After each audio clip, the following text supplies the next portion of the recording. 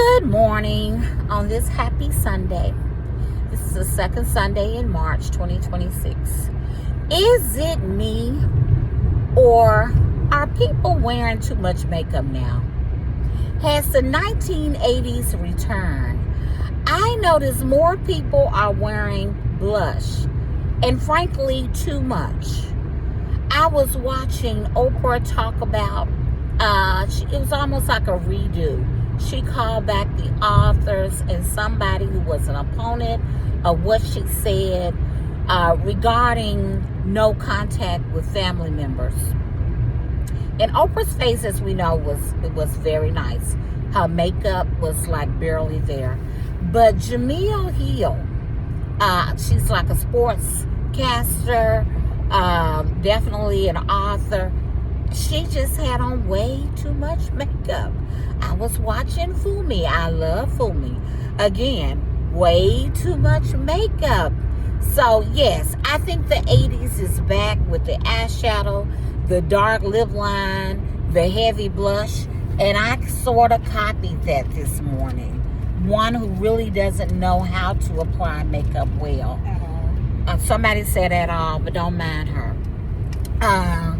So anyway, my husband didn't say anything because normally he would say, but he didn't say or make a face or anything. He's ahead of us.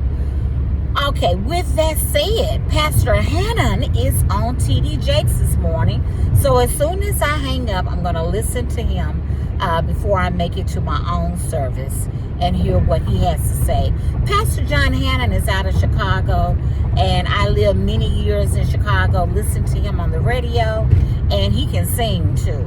And of course now he is a pastor. I don't even know if he's still on the radio there. But Tosin and I were having a discussion about not just about what happened at Sonic. Oh, I need to tell you that.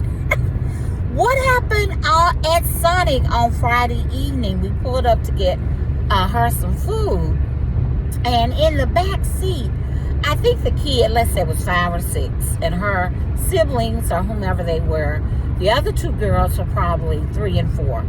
But the 5 or 6-year-old leaned up and gave me the middle finger. I didn't get mad. I'm aware that that's a baby.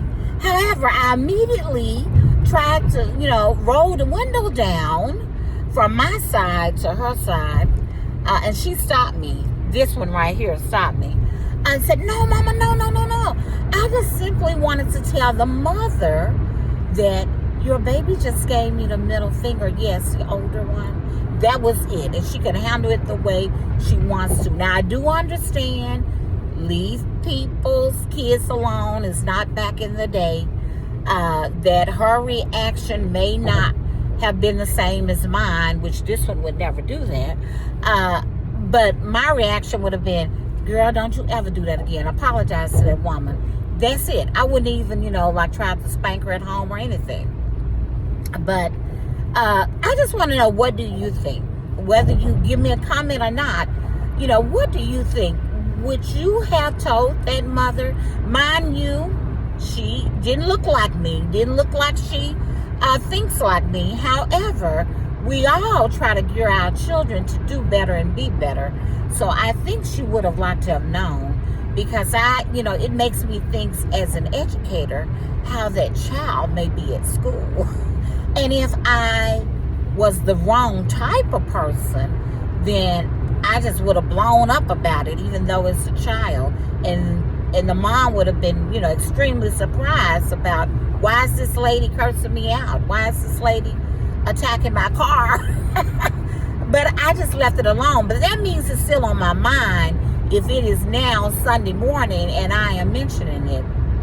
And I think that's all I wanted to talk about on this Sunday morning. You have anything that you want to say, Tosin, before we listen to Pastor John Hannon? Alrighty. And she mentioned, ball players playing their sport. They're in the championship. Her school district is doing great. They're winning and moving on to the championship in another city for the 5A. She's a big fan, as you can tell. And I'm even considering, since I have spring break next week, possibly going out of town to even see this game that my son in another town where he is in school, he did attend that game. But some players had an altercation, not again her school district, and it was going to be decided, she thought, that team that did not start the scuffle would be out of the championship. Now, as it turned out, that's not the case, because as we know, in the words of our great Funky Geneva, if you do something to me, you're not responsible for how I respond. So in other words, one player hit another player, and there was, a fight between maybe 3 or 4 boys. The losing team started the fight, but the winning team was also going to be punished for it and possibly not move on in the championship.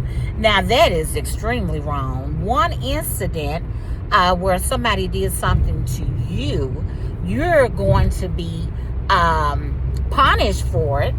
And I'm like, no, I think superintendents need to get involved in that. And she happened to look on her phone, and it looks like that team will move ahead in the championship. So I'm very proud of adults making the right decisions, because emotions are high during sports events for everybody involved, especially the players, and those things can happen. I mean, when I grew up, our rival team may meet us at McDonald's. I was a cheerleader, and the players would be at the back of the bus, the cheerleaders in front, and the coaches would get off the bus to get our food, because there would be some, I guess, teenagers with sticks and bats because they lost the game. So, things are different now. And did anybody call the police? No. The coaches knew they weren't going to touch them. They just told us to stay on the bus. Did our team want to get off the bus and take those sticks from them? Yes, they did. I mean, I even was like, yeah, let's get off the bus. Like, what was I going to do?